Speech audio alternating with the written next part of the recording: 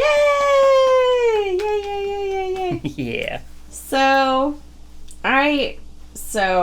Fried My Little Brains was your first Kill song. I think this was actually my first White Stripes song.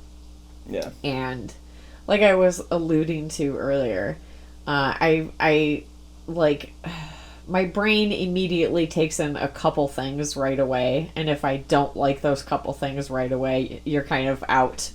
And the first thing I always notice first is vocals, which is what I was going to say earlier. And I don't care what Jack White's saying as long as he says it in his crazy ass Jack White all over the place, quick and dirty way. I don't care what he says. Just be yourself, dude, please, always. It really is one of those singular voices. Yes, and that's absolutely is going to draw me in always, every time. And there's fun guitar on it. Everything just kind of comes together in the right ways for me, and that was the first one that I heard, and I was like, who is that? Yeah. Because when you find something that's so unique like that, and it makes it to the point that a lot of people love and appreciate it, I think that's something really, really special. Yeah. So, and it makes me want to, follow them and like them and support them in a way that, like, when I hear other crap on the radio that sounds like all the other crap on the radio, I'm not going to invest my time in. I'm like, oh, it's another generic ass song. And then suddenly this comes on, and this is what I'm going to pay attention to every time. Yeah. You know what I mean? So... And I think it's not incidental that, like, nu metal had, conquered the airwaves for years leading up to this. Like, people were ready for something that was, like, much more stripped down and raw. Yeah. And just different. And this could not be farther from, like, the Limp Bizkits of the world. We were coming out of that era. Yeah. Coming out of the Creed, Limp Bizkit. Yep.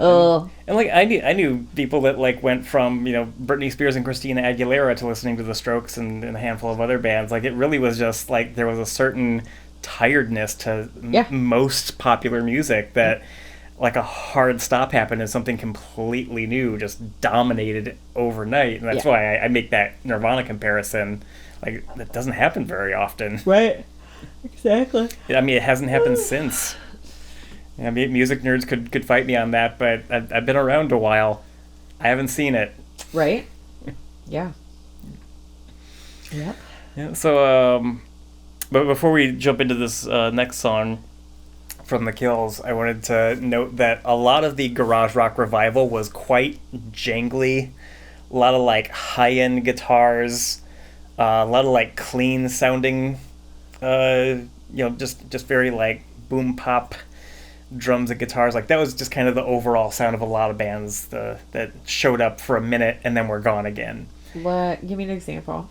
Arctic Monkeys would have been a little later, and they kind of changed it up. Vampire Weekend was like very clean sound. Okay, yeah, they were very tidy. Yeah, so that was kind of like what ended up being the last of that movement. Mm-hmm. So when I think of The Kills and like these like kind of deep bassy grooves they would kind of get into, like that's one thing that I think set them apart for me. Where like as I was kind of even getting tired of the garage rock revival, it's like, you know what, I'm still in on The Kills. Oh, yeah.